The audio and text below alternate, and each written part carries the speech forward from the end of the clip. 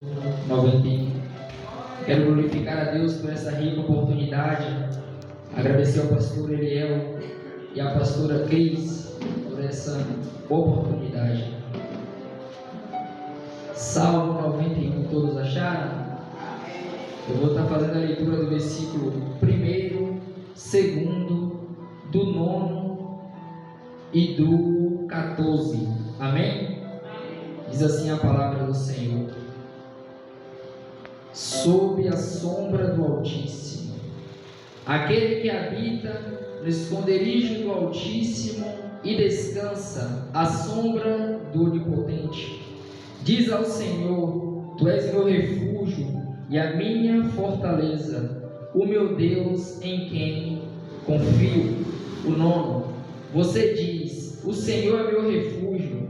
Você fez do Altíssimo a sua morada. O 14.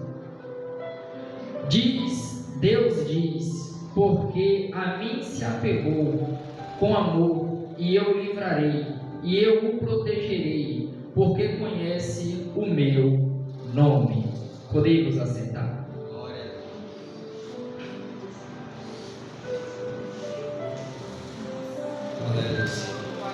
Foi lido nessa noite: perseguido, mas não derrotado. Foi lido nessa noite que nós devemos meditar na palavra do Senhor, se esforçar para vivê-la, para praticá-la. E eu me arrisco a dizer que o Salmo 91 é a passagem da Bíblia mais conhecida. Os irmãos hão de concordar comigo, porque se nós formos a um supermercado, lá tem uma Bíblia que talvez nunca foi lida, mas ela vai estar aberta no Salmo 91.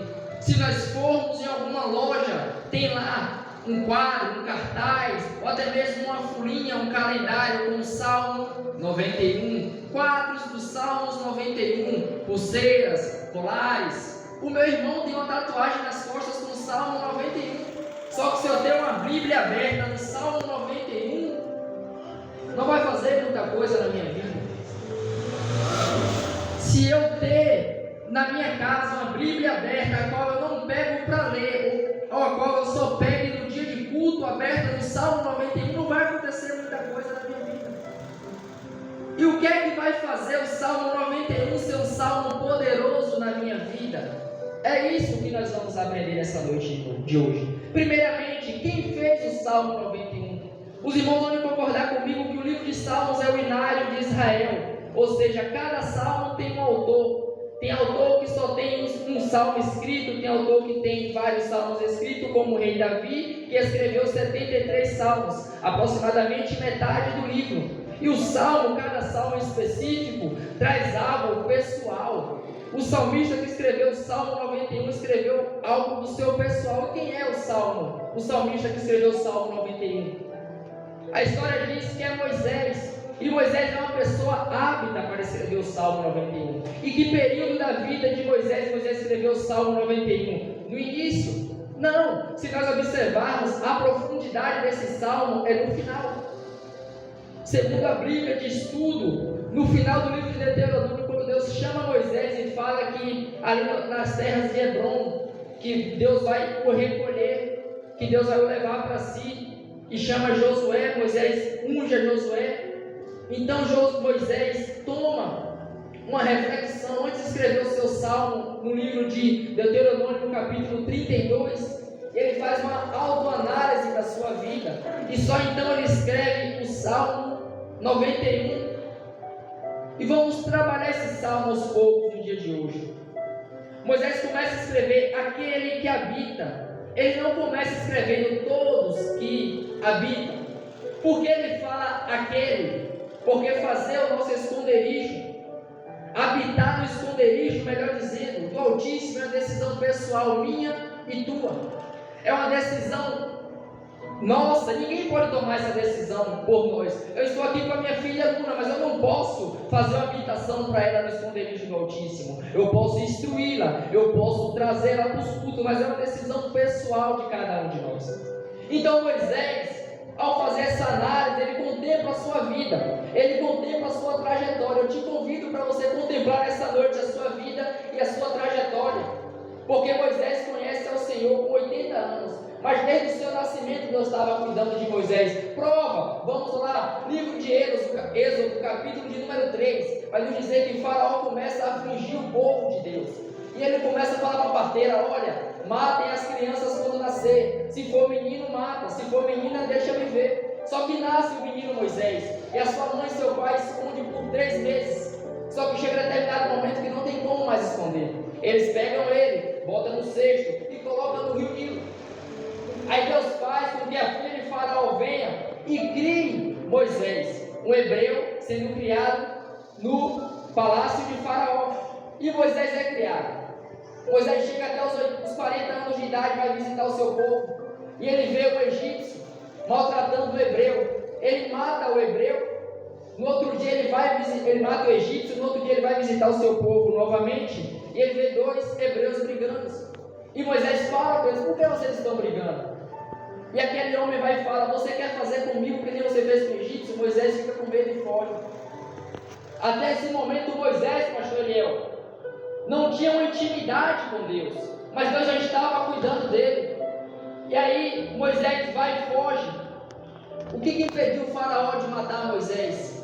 A mão do Senhor já estava sobre ele, porque o Senhor tinha um grande projeto na vida dele. Moisés não conhecia ainda, e Moisés foge. Conhece as filhas de Jetro, protege elas dos pastores, se casa com a filha de Jetro. Moisés conhece a Deus com 80 anos.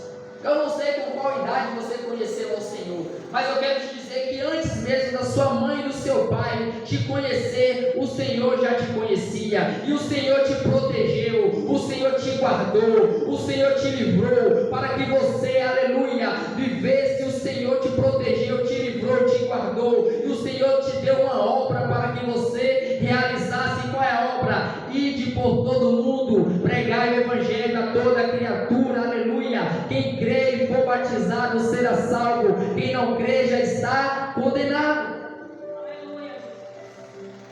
Deus não nos salvou apenas para parar em nós, não. Ele nos salvou para que as pessoas olhassem para tudo que Deus fez na nossa vida e falassem: se Deus fez na vida dele, Ele também pode fazer na minha. Se Deus fez na vida dele, Ele pode fazer na minha. E Moisés conhece ao Senhor.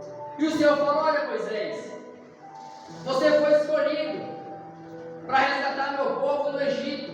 Aí Moisés começa a inventar desculpas. E o Senhor falou: Moisés, comigo não tem desculpa não, porque eu te chamei, sou eu que te criei, sou eu que te capacito, sou eu que te unjo, sou eu que te preparo, e você vai. Porque eu serei contigo. Quando Deus mandar você fazer uma coisa, Ele não manda, minha irmã Rafaela, bênção de Jesus, Ele não manda segundo nossos méritos humanos, não. Ele chama, Ele nos capacita, e é Ele que nos usa. Porque Moisés não tinha mérito suficiente para ir lá em Faraó, e Deus vai e usa Moisés tremendamente no Egito. E Moisés traz o povo, e Moisés passa por muita aflição com o povo durante 40 anos no deserto. Só que é bem verdade, vocês vão concordar comigo, que no deserto a gente conhece mais ao Senhor. Moisés viveu 40 anos no Egito, no palácio, tudo do bom e do melhor, mas não tinha intimidade. Moisés viveu 40 anos com seu sogro Jetro e não tinha intimidade. Mas foi Moisés ir para o deserto, ele viu uma sarça, e Deus falou com ele. No deserto Deus fala com a gente, porque no deserto a gente se apega, se desapega das coisas humanas, nós nos tornamos dependentes de Deus. E quando nós somos dependentes de Deus, Deus fala face a face conosco. Moisés tinha tudo aos olhos humanos para falar face a face com Deus no palácio, tudo do bom e do melhor, na casa do seu sogro Jetro. Só que Deus esteve com ele no deserto. E Moisés, ao fazer essa autoanálise da sua vida, ele contempla que a mão do Senhor foi sobre a vida dele.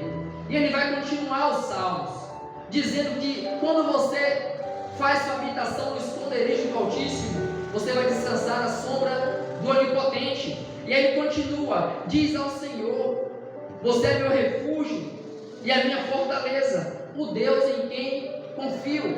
Quando as pessoas batem nos nossos ombros e falam: olha, eu estou com você, às vezes até depois de nós estamos servindo a Deus, eu vou apoiar teu ministério, eu vou te ajudar, eu vou estar contigo. Só que tem determinado momento da nossa trajetória que às vezes o próprio Deus separa essas pessoas, distancia da gente, para a gente tratar com Ele. Porque nós temos que ter alianças, temos, mas nossa dependência tem que ser do Eterno. Porque Ele não nos abandona, mesmo nas nossas fraquezas, nas nossas fragilidades, o Senhor continua conosco. Talvez a pessoa que nos apoia, se nós demonstrarmos uma fraqueza, ela não vai compreender. Mas Deus nos compreende, porque foi Ele que nos criou, foi Ele que nos moldou, é Ele que tem nos transformado, nos capacitado para a boa obra que Ele tem confiado a nós. E Moisés contempla, e eu te convido a contemplar os feitos, os sinais, as maravilhas e os prodígios que Deus tem feito na tua vida e na minha vida. O salmista vai dizer, no Salmo de número 116, versículo 12, 13 e 14, que darei eu ao Senhor por todos os benefícios que Ele me tem feito. Sabe quem fala isso? Sabe quem declara isso? É quem olha a sua trajetória e contempla os feitos do Senhor. É quem olha a sua trajetória e contempla que se não fosse o Senhor nós já teríamos desistido. É quem olha a sua trajetória e fala, se não fosse a mão do Senhor eu já teria caído. Se não fosse a mão do Senhor, talvez nem família eu tinha mais. Se não fosse a mão do Senhor, talvez nem emprego eu tinha mais. Aleluia. Mas Ele olha e contempla. E Ele fala, o que é que eu darei ao Senhor por todos os benefícios que Ele me tem feito? Ele continua, eu pagarei os meus votos ao Senhor. Aleluia. Ele continua, tomarei o cálice da salvação, invocarei o nome do Senhor. Pagarei os meus votos ao Senhor agora, na presença de todo o seu povo. Então Moisés continua, ao analisar sua trajetória já no final da sua vida, ele tinha tudo para reclamar, falar, Senhor, o Senhor me tirou do palácio, Senhor, para me deixar morrer aqui. Senhor, o Senhor me tirou lá da casa de Jetro, meu sogro, para eu andar 40 anos no deserto e só poder contemplar a terra de Canaã. Mas não. Ele parou e analisou tudo que Deus já tinha feito na vida dele e falou, Senhor, é verdade. Se não fosse as tuas mãos, eu nem chegaria aos 10 anos de idade. Senhor, aos 20, aos 30, aos 40. Senhor, se não fosse as tuas mãos, o ministério não estava de pé, Senhor. Obrigado. E ele vai e escreve esse lindo salmo. E aí ele continua, após contemplar tudo que Deus tem feito, todos os livramentos, todos os sinais, prodígios e maravilhas, ele vai dizer que Deus é quem o livrou, e é Deus é quem nos livra do laço do passarinheiro e da peste perniciosa. Aleluia. Ele que nos cobre com sua pena e debaixo das suas asas nós estamos seguros. E a verdade dele é proteção e escudo para as nossas vidas. Nós não deveremos ter medo do terror noturno, nem da flecha que voa de dia, nem da peste que se propaga nas trevas, nem da mortandade que assola ao meio-dia. Cairão 1000 ao seu lado, 10.000 à tua direita, mas você não será atingido. Somente com seus olhos você contemplará e verá o castigo do ímpio.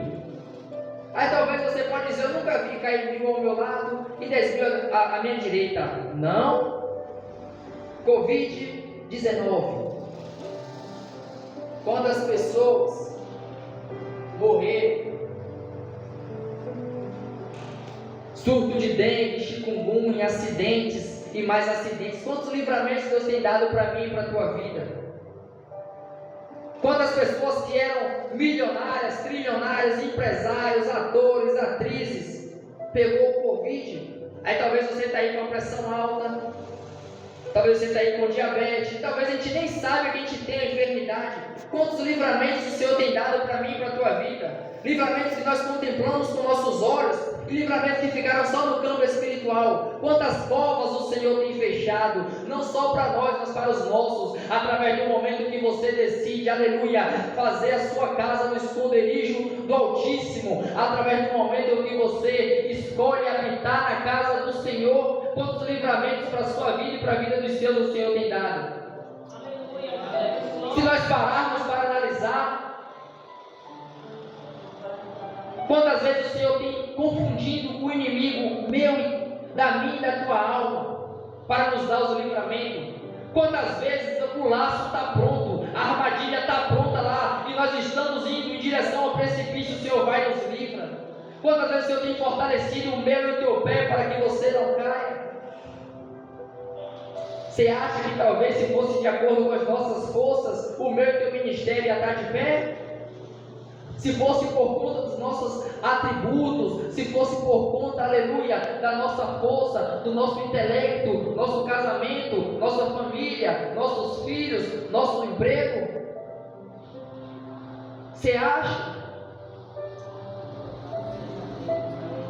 Mas quando você habita no esconderijo do Altíssimo, vem luta, vem prova.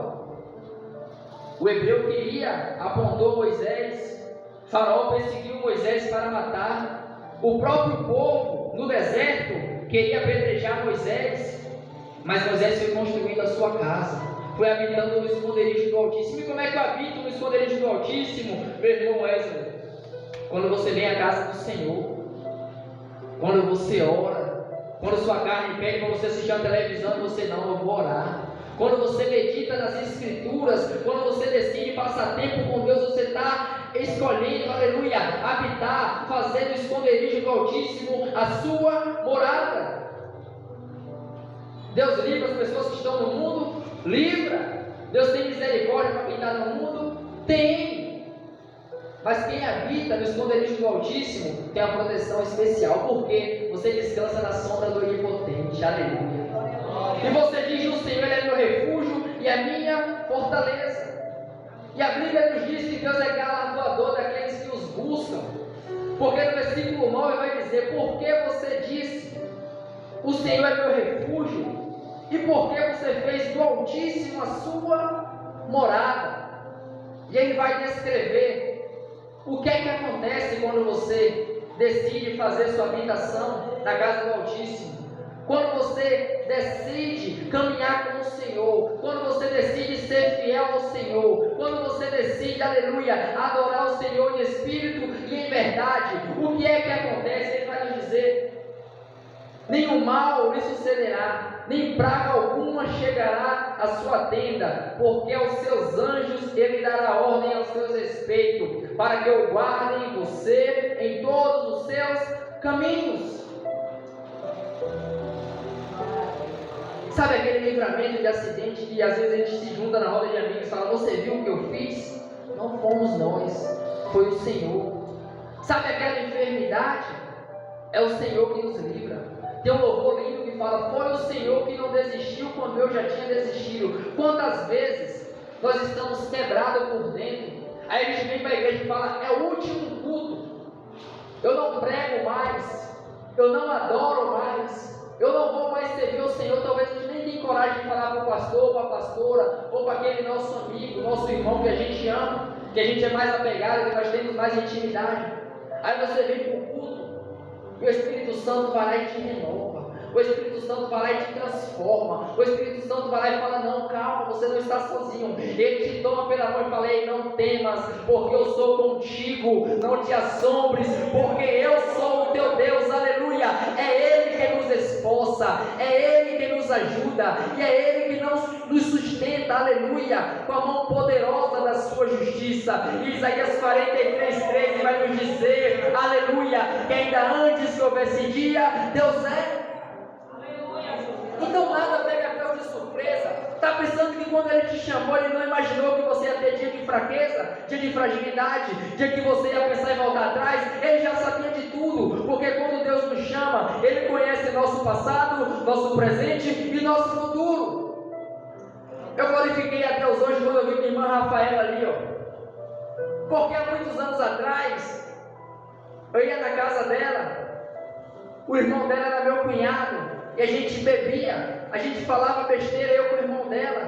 Naquele tempo você imaginava estar na casa do Senhor? Eu pregando a palavra? Muito menos. Mas Deus conhece o nosso passado, o nosso presente e o nosso futuro. Então confie no Senhor, porque o Deus que te chamou, Ele garante, aleluia. E se Ele tem te mantido de pé, é porque o projeto na tua vida ainda não acabou. Porque Moisés só morreu, aleluia, quando ele concluiu a boa obra que que Deus, aleluia, entregou na mão dele, porque o Deus, aleluia, que começou a boa obra na minha e na tua vida, Ele é fiel para terminar, Ele é fiel para cumprir. Não saia de onde Deus te colocou.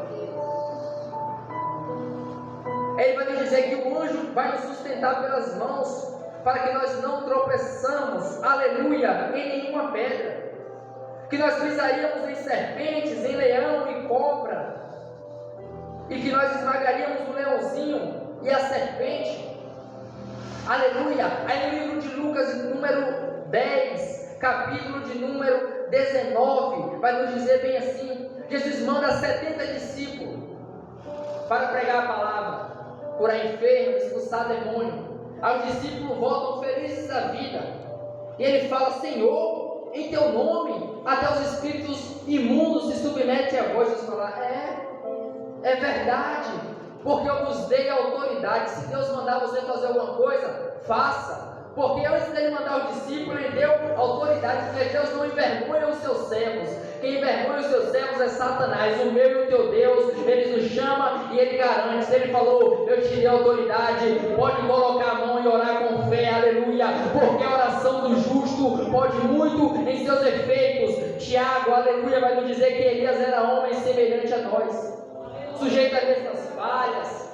Elias pediu a morte, aleluia. O mesmo homem que orou e pediu para descer fogo do céu, aleluia, desceu fogo do céu, mas na fraqueza ele pediu a morte. O homem que orou e cerrou, o céu cerrou e ficou sem chover por 3 anos e meio. Tiago vai falar que ele era homem semelhante a nós, só que ele tinha um diferencial. Qual é o diferencial? Ele era sujeito às mesmas falhas? Era. As mesmas limitações? Era. Aí ele vai falar: mas orou. E porque ele orou, ficou 3 anos e meio sem chover. Aleluia. Já imaginou o que a minha oração pode fazer? Primeiro ele começa falando: olha, Elias não era super-homem não, ele era semelhante a nós, sujeito às mesmas falhas, mas porque ele orou, ficou 3 anos e meio sem chover. Aleluia. Imagine aí, nem orvalho caiu por conta da oração de um servo de Deus.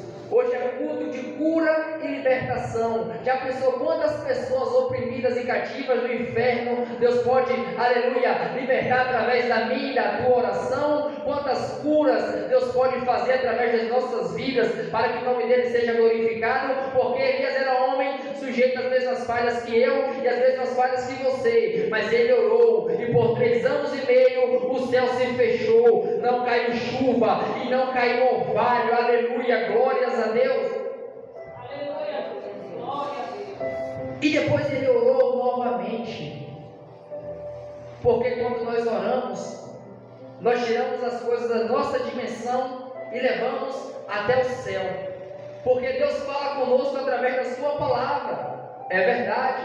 Deus habita através do louvor. É verdade. Mas a oração é a comunicação do filho para com o pai, porque a Bíblia vai nos dizer, quando o Tiago fala que ele orou novamente, ele vai falar: e choveu? Não. Ele fala: e o céu deu chuva e a terra produziu os seus frutos. Eu não sei o que você está necessitando, aleluia. Eu não sei se é uma provisão, se é uma cura, se é um milagre, se é um prodígio. Eu não posso fazer nada por você, aleluia. Mas tem um Deus todo-poderoso, aleluia, Criador de todas as coisas, que está a uma oração de distância da minha vida e da tua vida, aleluia. E não tem nada que faz o Senhor se movimentar do seu trono. Aleluia. Você lê na sua Bíblia, Adão peca e Deus não se movimenta do trono.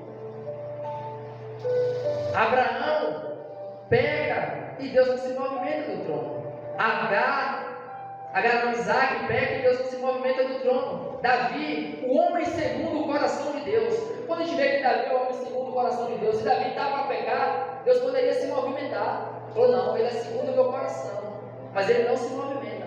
Eu e você peca todo dia, Deus não se movimenta do trono. E o que é que faz Deus se movimentar do trono? Meu irmão Wesley, Salmo de número 40, versículo de número 1, o salmista vai nos dizer: esperei com paciência no Senhor, Ele se inclinou para mim para ver o quê? Meu pecado, minha falha, o irmão falando mal de mim, não. Ele se inclinou para mim, para ouvir o meu clamor, ou seja, o Deus é todo poderoso. O salmista vai nos dizer que Deus é tão poderoso que do céu Ele contempla todos os moradores da terra. Sentado no trono, Ele consegue contemplar todos os moradores da terra, aleluia. Mas quando eu e você coloca o joelho no chão, quando eu e você coloca a nossa boca no pó, e nós falamos: Senhor, eu não posso, mas Tu pode, aleluia. Eu não faço, mas Tu faz, aleluia. Eu não sou, mas Tu é o Deus Todo-Poderoso que do céu contempla todos os moradores da terra. Ele se inclina para ouvir o meu e o teu clamor, aleluia. Está precisando de uma cura, clame, aleluia. Está precisando da libertação da família, continue clamando, aleluia. Porque no Apocalipse, no livro de Apocalipse, vai nos dizer que fica um anjo se apresentando diante de Deus como incensário, com a minha e com a tua oração. Aleluia. Deus é todo poderoso, Ele se inclina para ouvir a minha e a tua oração. Pode muito a súplica do justo em seus efeitos. Às vezes nós esperamos outra pessoa clamar por nós. Talvez se hoje não fosse culto de cura e libertação, e o pastor anunciasse, vai vir uma pessoa de fora aí, alguém da revelação, talvez ia ter gente até do lado de fora. Talvez, aleluia, se falar uma pessoa que entrega tudo, não tem nem lugar, nem cadeira. Mas é círculo de oração, não vem ninguém. É culto de libertação, não tem ninguém. Nós precisamos ser libertos dia após dia. Quando Jesus, aleluia, estava naquela cruz do Calvário, pelo meu e pelo teu pecado, quando Ele fala, aleluia, glória a Deus, quando Ele entrega o Espírito, a Bíblia diz que o véu do santuário se rasgou de cima a baixo. A partir daquele momento, quebrou o protocolo. Só o sumo sacerdote poderia adentrar no Santo dos Santos uma vez por ano para expiação de pecado. Mas quando Jesus, aleluia, falou, entregou o Espírito e o véu se rasgou de cima a baixo, Ele deu acesso à presença a mim e a você. Não precisamos, aleluia, de intermediadores mais. É bom receber uma oração, é ótimo, mas nenhuma oração pela minha e pela tua vida é mais forte, é mais poderosa do que a nossa própria oração. A partir do momento que aquele véu do santuário rasgou de cima a baixo, falou: pronto, quer ter acesso a mim? O acesso está liberado, é só clamar, é só buscar, aleluia. E eu vou falar com você como eu falei com Moisés, face a face. Porque Moisés falou com o Senhor face a face. E por que ninguém de Israel no tempo de Moisés falou com o Senhor face a face também? O que é que Moisés tinha de diferente? Moisés orava, Moisés buscava, Moisés se separava.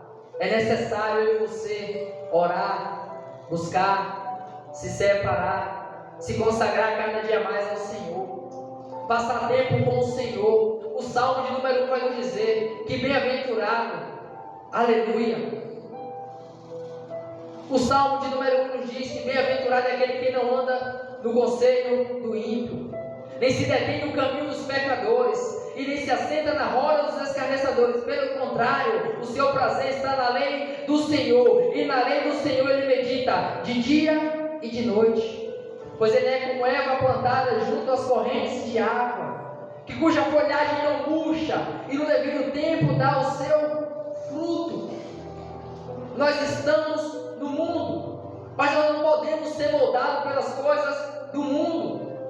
Claro que nós temos que mostrar as nossas obras para que o nome do Senhor seja glorificado através da minha e da tua vida. Só que temos que ter cuidado, porque ao invés de ir buscar o do mundo e trazer para a casa do Senhor, para que eles não nos tirem da casa do Senhor e nos levem para o mundo. O apóstolo Paulo vai nos dizer em Romanos 12, ele roga, ou seja, ele suplica para que nós apresentemos nosso corpo como um sacrifício vivo, santo e agradável a Deus. buscou um culto racional. Aí ele continua: e não vos conformeis com o padrão do mundo. Porque para o mundo é normal a gente vir para o culto e tomar uma cervejinha. Para o mundo é normal você ter a sua esposa, o seu esposo e adulterar, ter conversas que desagradam a Deus. Para o mundo é normal você servir a Deus só no dia de culto, mas para nós não. Se nós quisermos fazer, aleluia, se nós quisermos habitar no esconderijo do Altíssimo, temos que, aleluia, nos separar para o Altíssimo. O povo estava fazendo bezerro, Moisés estava onde? No monte. Josué estava onde? No pé do monte, esperando Moisés. Temos que nos separar. E ele fala: não nos conformeis com este mundo. As pessoas vão falar que é normal, algumas coisas vão falar: não é normal não, eu não quero ser normal não, eu quero ser diferente. Eu fui comprado com alto preço. Normal é nós nos santificarmos todo dia. Normal é nós nos separarmos todo dia. Normal é nós buscarmos a vontade de Deus para nossas vidas todos os dias. Aleluia! E ele fala: não se conforme com os padrões deste mundo, mas deixa que Deus te transforme. Aleluia! E como é que Deus nos transforma? Através da sua palavra. A palavra de Deus nos purifica, a palavra de Deus nos santifica, a palavra de Deus nos transforma, a palavra de Deus nos molda. Quando Jesus vai falar da parábola da videira verdadeira, ele vai falar: vocês já estão limpos de acordo com o quê? Com sabão em pó brilhante? Não, de acordo com a minha palavra. Aleluia! O que essa palavra não fazer na minha e na tua vida, nada mais faz. Eu senti uma fome dentro de mim quando eu estava lá fora, que nada saciava. Bebida, prostituição, para minha carne era bom, mas quando eu chegava em casa o vazio era o mesmo. Tem algo dentro de mim e de você, que quando nós estávamos lá fora, nós nem tínhamos ainda a sensação, a vontade de servir a Deus, ou talvez nós nem conhecíamos ao Senhor, mas nós sentíamos falta de algo dentro de nós. Era a presença de Deus, a presença do Espírito Santo, aleluia. Mas quando eu comecei a ter contato com esta palavra, essa palavra foi me purificando e tem que continuar purificando, porque Oséias 6,3 vai dizer: conheçamos e prossigamos em conhecer ao Senhor. Libertação, aleluia, glórias a Deus. O dia de culto é terça-feira, é porque tem que ter um dia mais específico, mas libertação é todos os dias. Transformação é todos os dias. Santificação é todos os dias.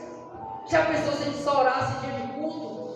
Se a gente só pegasse a Bíblia em dia de culto?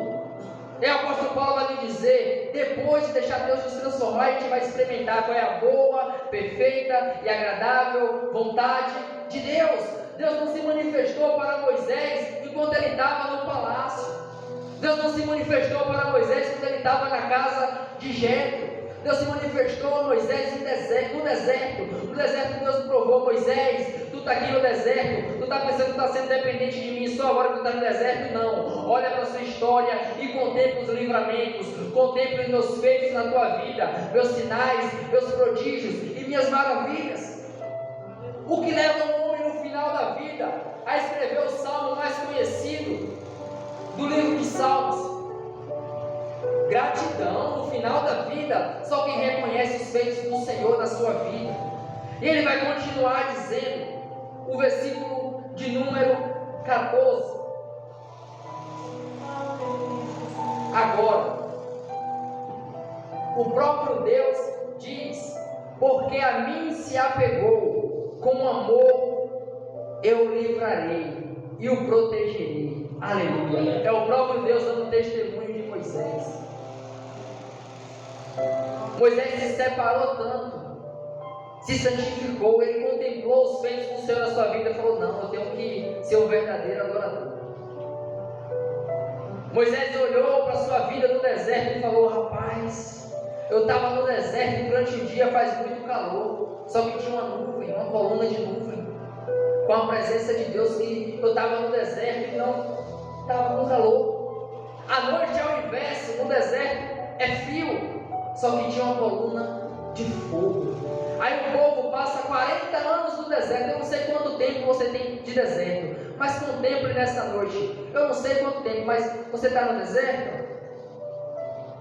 Quando nós estamos no deserto, Deus provê, porque o povo passou 40 anos e não tinha nem um calo no pé. Aí a roupa cresce no corpo, sapato cresce no pé, não tem ansiedade, depressão, síndrome de pânico. De manhã está com fome, tem um maná fresquinho, quer comer uma carninha, Deus manda codorniz. Está com sede, tem a rocha que dá água. Aleluia. Talvez tem tempo na nossa vida que a gente só tem uma calça para vir para o culto, uma blusa. Eu cansei de ir para o culto com uma calça que eu trabalhava. Às vezes eu ia pregar, eu ia com suéter. Aleluia, glórias a Deus, mas Deus tem provido. Aleluia, glória a Deus. Esses dias de deserto na nossa vida é para quando vir a abundância, a gente poder contemplar que foi o Senhor que nos tirou do deserto e é o Senhor que nos coloca na abundância. Deus chama um menino, aleluia, pastor de ovelha, e torna rei de Israel. E ele torna esse menino rei de Israel. E depois ele mesmo fala: olha, eu te tirei de trás das ovelhas e te tornei rei de Israel. Eu engrandeci teu nome como só os grandes da terra têm. A gente precisa continuar sendo fiel. Está só com uma peça de roupa? Alguém está rindo? Deixa rir. Continua fazendo, aleluia, do Altíssimo a sua habitação. Continua fazendo da casa do Eterno a tua morada, aleluia, porque Ele te contempla no pouco. Ele te contempla no deserto. E Ele está provendo, porque tem gente que não tem nenhuma. Se eu e você tem pelo menos uma peça, pelo menos uma Bíblia, pelo menos um mês, tem gente que não tem nenhuma. E se brincar, muitas das vezes é mais grato que eu e que você, que nós temos a presença.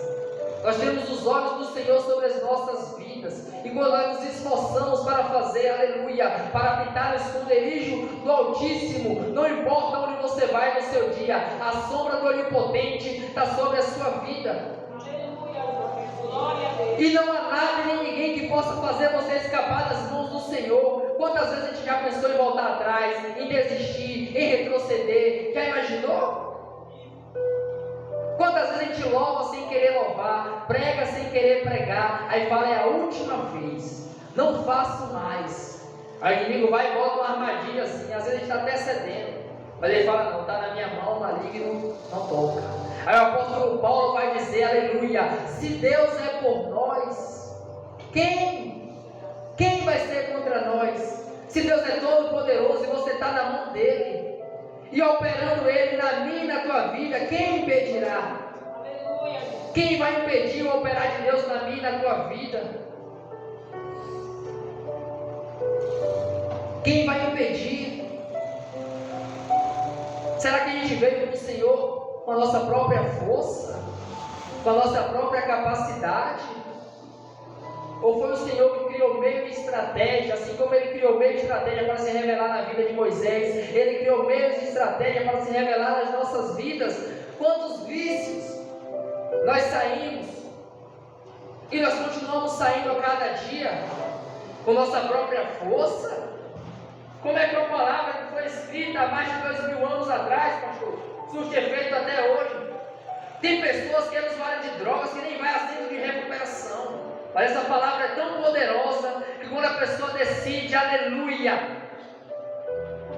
habitar no esconderijo do Altíssimo, quando a pessoa, aleluia, fala: não, eu quero ter uma vida transformada pelo Senhor, eu quero mudar, eu quero ser diferente, e a pessoa se dedica, a pessoa se esforça, que a palavra fala: esforça-te e tem bom ânimo, aleluia. Deus chama Josué e fala: Josué, esforça-te e tem bom ânimo, porque assim como eu fui com Moisés, eu serei com você, aleluia. E a pessoa vai se esforçando, aí ninguém dá nada, aí por hora Deus começa, aleluia, a levantar, aí Deus coloca na porta, aí Deus coloca como um diácono, aleluia, como evangelista, como missionário, como pastor, um apóstolo, aleluia, um apóstolo. Aleluia. Será que é de acordo com a própria força da pessoa, a própria capacidade? Você acha que se eu tivesse de mim, se eu estivesse falando de mim, você estaria aqui me ouvindo? Mas essa palavra é poderosa.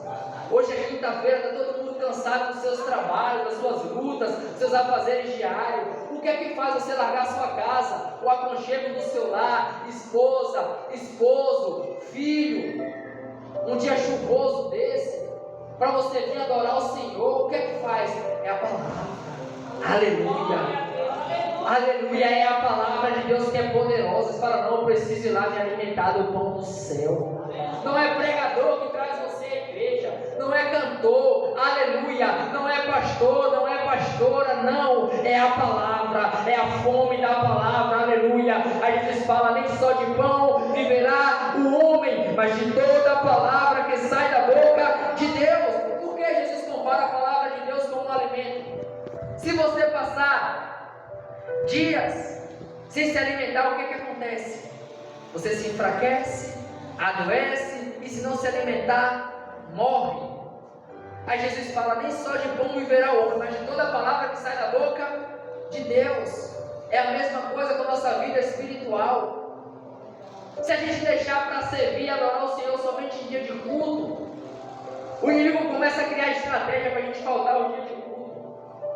Aí talvez você não venha numa quinta, aí você fala, domingo eu vou. Aí talvez você falta o domingo e fala, não, eu vou terça. Aí talvez você faltou a quinta e o domingo, você fala, pronto, eu só vou na próxima terça. Aí você vai enfraquecendo. Muitas das vezes a gente não busca o Senhor na nossa casa. Aí terminou o culto, foi maravilhoso, Pai do Senhor. Aí você fecha a sua Bíblia, chega no seu armário, você guarda a roupa, no seu onde você guarda, você coloca. Quinta-feira, aí passa sexta e sábado, sem se alimentar do pão do céu. Aí domingo fala, rapaz, eu estou cansado, eu não vou hoje não, vou terça. Aí fica sexta, sábado, domingo, segunda e terça. Vai se enfraquecendo, aí vai esfriando, aí não quer mais orar, não quer mais buscar. Aí o irmão manda mensagem, às vezes o irmão preocupado, é o que for, não quer mandando mensagem. Aí se brincar até que bloquear o irmão, mas é Deus que usa alguém para te incomodar. Fala, não. Fazer a habitação no esconderijo do Altíssimo é difícil porque tem que ter renúncia. Não é do nosso jeito, não é da nossa forma. A partir do momento que a gente vai tendo contatos com Deus, o Espírito Santo vai nos incomodando em coisas que nós temos que mudar. E é doloroso mudar. É doloroso abrir mão daquelas brincadeiras que é até legal, mas que desagrada ao Senhor. É doloroso muitas das vezes abrir mão de amizades, de infância, que é até legal, mas em determinado momento fala coisa que desagrada ao Senhor, você tem que evitar mais, porque você quer se santificar. Porque não tem como fazer do Altíssimo a nossa habitação de qualquer jeito. Moisés teve que abrir mão de muitas coisas. Moisés teve que abrir mão de andar no meio do povo, e a tenda dele era afastada. Ele ia até o povo, ia, mas ele voltava para sua tenda. O povo ficava falando, blasfemando contra Deus, murmurando, e Moisés, na sua tenda, orando, clamando, se separando, fazendo a sua habitação. Porque não adianta eu chegar e deixar a Bíblia aberta. A palavra é poderosa? Mas se eu tenho só minha Bíblia aberta como enfeite de armário, ela não vai ter poder nenhum na minha vida. Se eu tenho só a Bíblia, aleluia, aberta, se eu só abro no dia de culto, mas se eu me relaciono com a palavra de Deus, e se eu me relaciono com o Deus da palavra, aleluia, essas palavras poderosas vai sair daqui e vai entrar daqui. E se um dia alguém tirar isso aqui da tua vida, vai estar gravado no teu coração. Aleluia.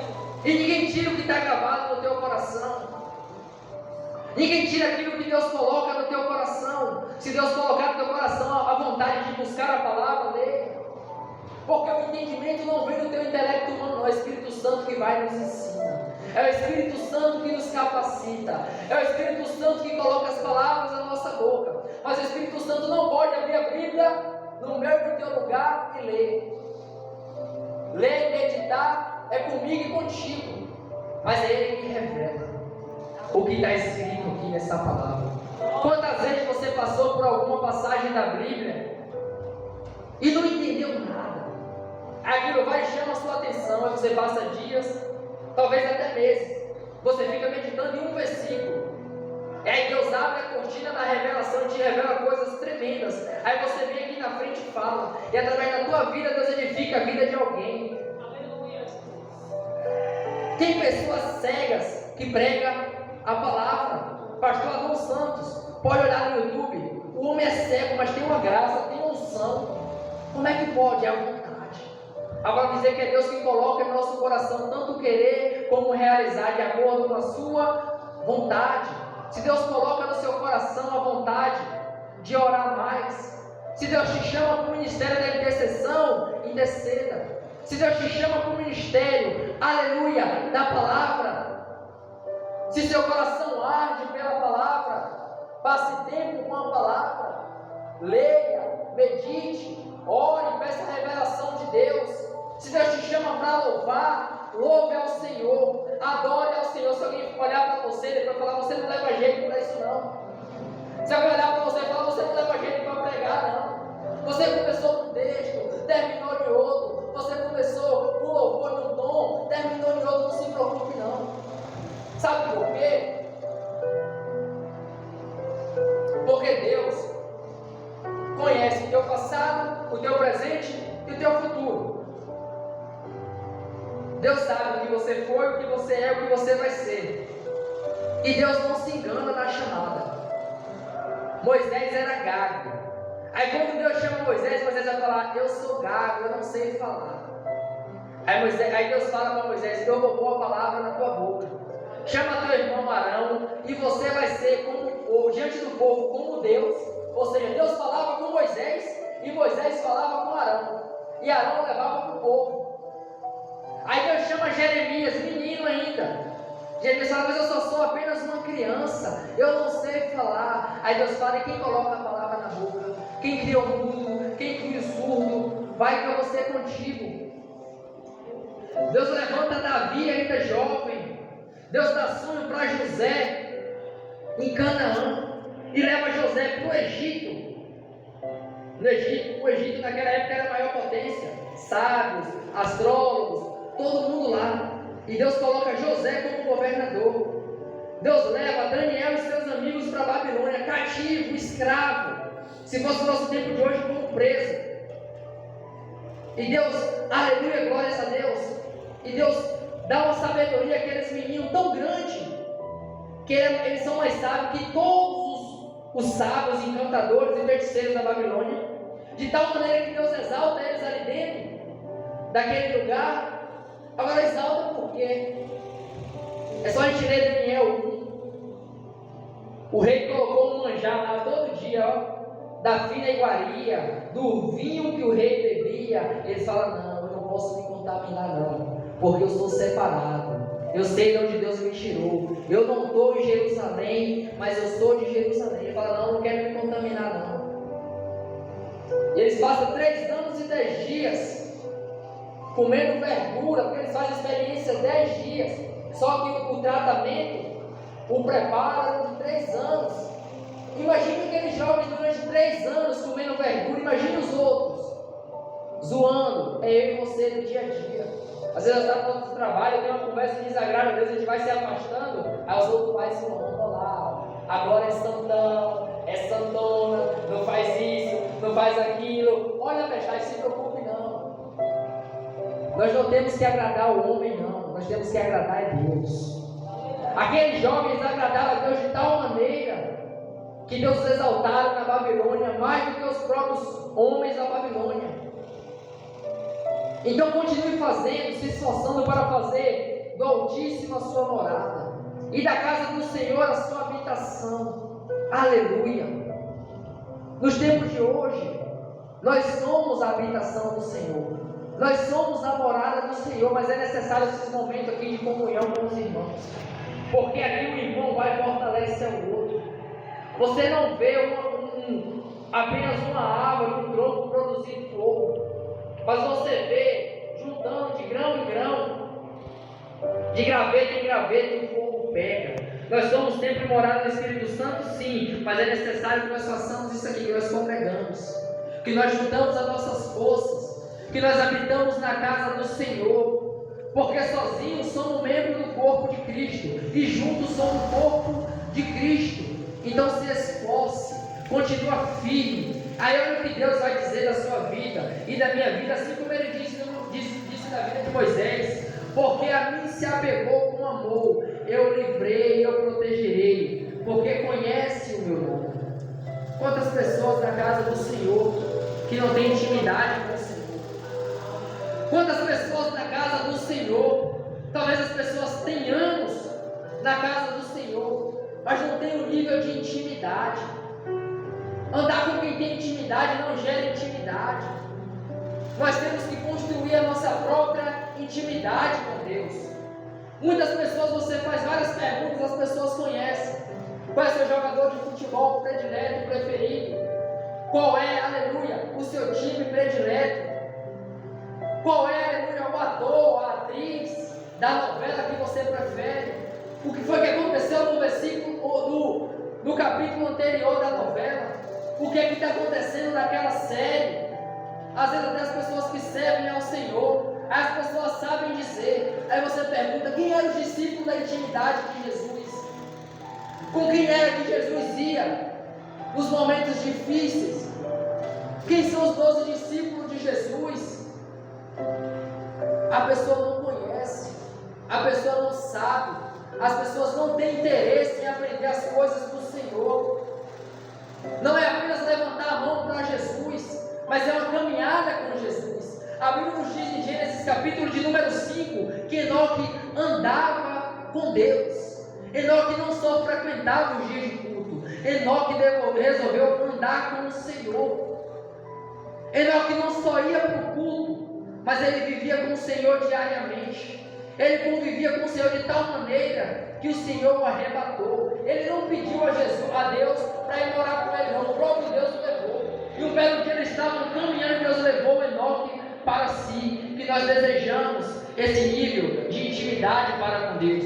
E aí Deus vai dizer: Ele me invocará e eu lhe responderei. Na sua angústia eu estarei com ele. Eu o livrarei e glorificarei. Vou saciar com longevidade e lhe mostrarei a minha salvação. Salmo 46 vai nos dizer que Deus é nosso refúgio e fortaleza, socorro presente no momento da angústia.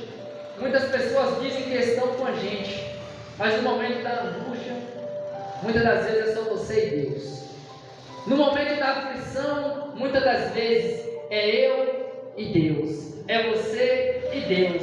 Muitas aflições que nós não contamos nem para as nossas esposas e para os nossos esposos, porque às vezes Deus quer um nível de intimidade com você que Ele te leva a desertos mais áridos, às lutas mais intensas, a guerras mais travadas. E você não tem nem coragem, porque talvez a sua esposa, ou seu filho, ou seu esposo ainda não serve ao Senhor. E aí você está orando, está buscando, Deus está te dando sabedoria, e você está num nível de aflição tão grande que se você contar, a fé da pessoa que está sendo alimentada vai se acabar. E aí é isso que Deus está nos dizendo. Na angústia e na aflição, todos podem virar as costas para você, mas eu vou te dar o livramento. Eu vou te dar o escape, eu vou te dar a cura, eu vou te dar a provisão, eu vou te salvar, aleluia, porque você conhece o meu nome, eu também vou te mostrar a minha salvação. Mas tudo isso não é para quem tem uma Bíblia aberta no Salmo 91, não é para quem lê o Salmo 91 quando está com medo, quando está passando uma aflição, uma luta, uma prova. Não é para quem usa a Bíblia como uma caixinha de promessa. Eu vou abrir aqui para ver se Deus fala comigo. Não. É para aqueles que desejam habitar no esconderijo do Altíssimo. É para aquele que sabendo que mesmo com suas falhas, com sua pequenez, com as suas lutas, com as suas provas, se esforça para fazer do Altíssimo a sua habitação. Então que nós possamos se esforçar em fazer a nossa habitação no esconderijo do Altíssimo, para que assim como Moisés, nós possamos descansar na sombra do Onipotente, e para que todo esse Salmo 91, que é a coisa mais linda da Bíblia, continue se cumprindo na minha e na tua vida, porque no primeiro momento se cumpriu de acordo com a misericórdia. A partir do momento que a gente se torna conhecedor da palavra, nós temos que nos esforçar. Esforça-te e tem bom ânimo. Porque assim como Ele esteve com Josué, com Moisés, com Davi, Ele tem estado comigo e contigo. E é por isso que nós estamos aqui. Nós não somos diferentes. Eles já concluíram a obra que o Senhor depositou nas mãos dele, e eu e você. A parte do Senhor Ele tem feito, mas Ele não pode fazer a minha e a tua parte. A minha e a tua parte depende exclusivamente de nós. Esforça-te e tenha bom ânimo. Ele coloca no nosso coração, mas nós temos que alimentar. Nós temos que viver. Nós temos que praticar. Nós temos que nos esforçar. E não se conforme com os padrões do mundo. Se alguém falar que alguma coisa ou outra é normal, fala não, é normal porque é normal, não quero ser normal não. Eu quero ser diferente porque eu era normal quando eu estava lá fora no mundo. Deus me chamou para ser diferente, sal da terra e luz do mundo. Que Deus abençoe a você.